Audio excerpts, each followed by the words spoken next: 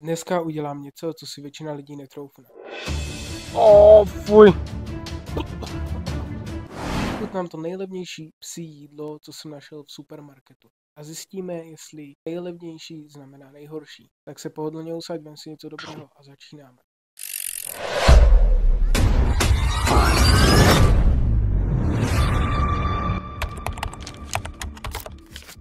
Čau lidi, vítám vás u nového videa. Dneska tady máme video, kde budeme žrát psí žrádlo. Ale pozor, vzal jsem v krámu to nejlevnější. A bude to pro vás víc zajímavý, já jsem ušetřil a mám video. Zvolil jsem takovou tematickou venkost prostředí, protože psy, venkov, chápeš, ne? Je tady klid a nemusím po sobě uklízet zvratky. Dej like, vyber zvoneček a my se můžeme vrhnout na to. Kámo, to bude brutálně nechutný. Zvolil takový pro mini štěnata, nebo co to je. Vidím tady, že tady je hrášek, že je to, kámo, se slepice, takže je to kůřecí. Je to na zuby, nebudu mít aspoň žlutý zuby. Ale tak genetiku neujebeš. Je tady hrášek, mrkev.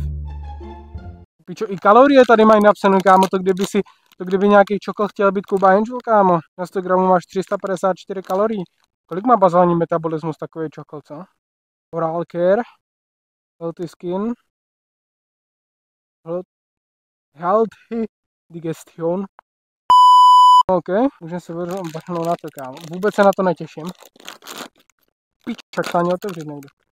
Kámo, to smrdí, fuj! Mám tady takový kousky. Já jsem si na tohle připravil lžičku. Od doby, co cvičím, tak mám lžičky všude.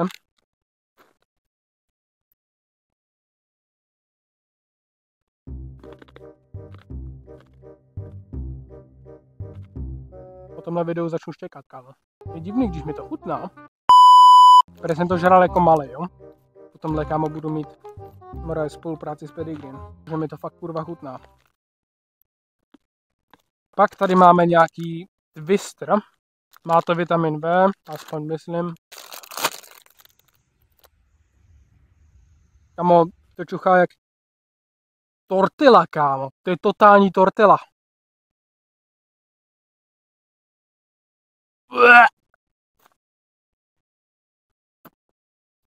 Tak tohle je totálně nechutný. A to máme, guys, teprve dvě věci a to jsou nejvíc v pohodě věci. Pak tady máme dvě, tady tyhle, vypadá to jak paštika, kámo. Něco je pro Yorkshire a pak tady máš něco pro nějaký takovýhle psy, prostě něco jak její jezvěčík.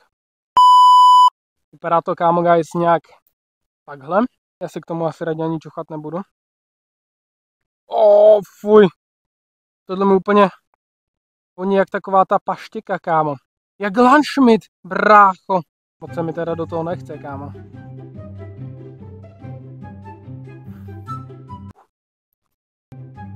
By to ještě osolili, tak to chutná čistě jak paštika. Totálně. Teď jdeme ochutnat tady tuto. Pocit, že tady tato byla jiná, jo. Vypadá to, kámo, úplně stejně. I to voní úplně ten jak Lunchmeat.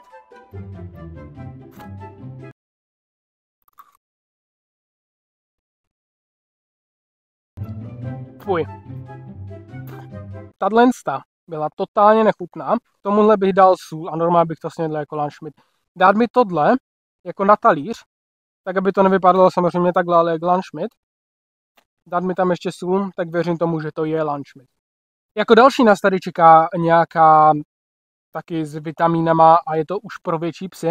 Je to 7,5% proteinu jen. Taký srač. Tohle bych nežral jako čokol bych tohle fakt nežral, kámo. Kámo, tak tohle extrémně páchne. Vidím tady nějakou mrkev. Kolem mě lítají mouchy. Tohle je ta nevýhoda, proč jsem to nechtěl točit venku. Nějaká mrkev tady je. Maso. Paprika. Fuj, ty. Já jsem strašně fajnový na jídla, jo. Potom nebudu mít střevní problémy. No nevypadá to, kámo, moc vábně. Mi to úplně nechutný polknu. Kámo? Kdyby to nemělo takovou konzistenci, tak je to celkem dobrý. Kámo, já jsem zalomil jídlo pro kočky. To je jedno. Tady máme teda hovězí a kuřecí. Zkusíme nejprve to. A tady je pak rybí, kámo, fuj ty píče. Rybí konzerva, fuj, kámo, to musí být tak nechutný, to bude páchnout jak svině. Tak kámo, tak tohle nevypadá vůbec dobře. Fuj ty vole. Bude to ochutný, kámo. A do tohohle jsem vůbec... Kámo, tam jsou ještě nějaký kousky.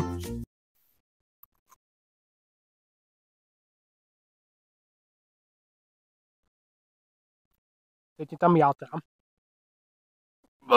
To je nechutný. Fuj. Kámo, potom si v životě nenajdu holku a v životě s nikým už se nebudu líbat. A teď tady máme tu poslední, kámo, rybí. Fuj. Já ti říkám, že kdo dneska sleduje náhodou Fotopastě, tak si o mě musí myslet, že jsem totální debil. Fuj, jak to vylezlo, ty... Jakáže...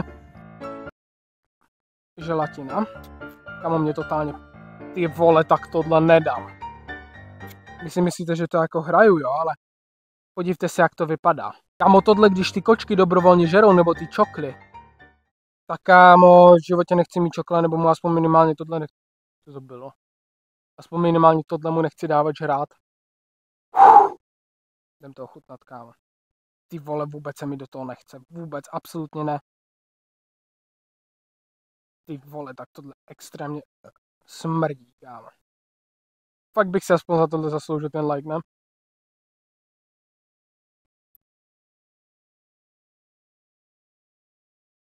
Paní, moje žrádlo. Kámo, nebylo to tak špatný. Vypadá strašně. A jsou tam rozemletý chrupavky. Takže guys, pokud se vám tohle video líbilo, kde jsem ochutnával tohle levný psí nebo kočičí žrádlo, tak mi dejte určitě like, odběr, zvoneček. Pište mi dolů do komentářů, co dále mám příště ochutnat, anebo prostě jaké extrémní video mám udělat. Dejte mi follow na mé sociální sítě, které máte dole v popisku videa. A my se vidíme příště. Čau.